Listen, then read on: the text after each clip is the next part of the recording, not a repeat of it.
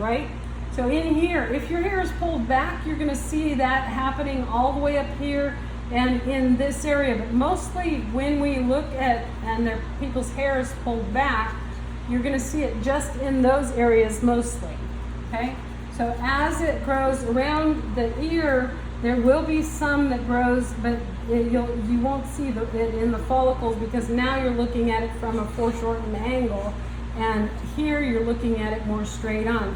So we're going to get a little bit of hair that comes around that temple, and I got that too close to the temple.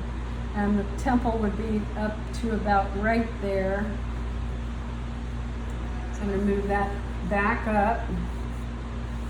So right in there.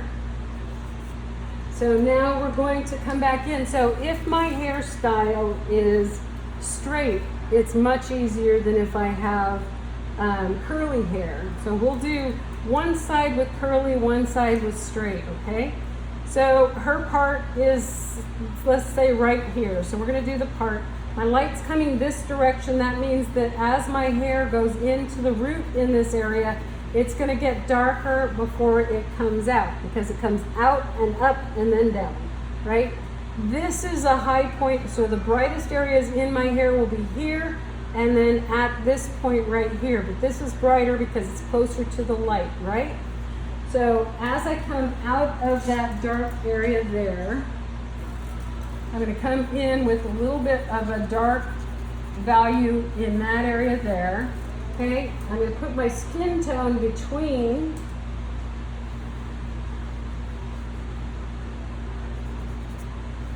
and then I'm going to go and take, just like in here, I'm going to take and do the little bits of back and forth so that they end up going back into it and look like the hair growing out of the scalp. Okay, so now as I come over into this area here, and the hair is, the light's over here, the hair may be falling against the face over in this area here and come behind the ear, and we have long hair, so we're going to come in and we're just going to do a little bit of a style that comes down and has the curled ends down there.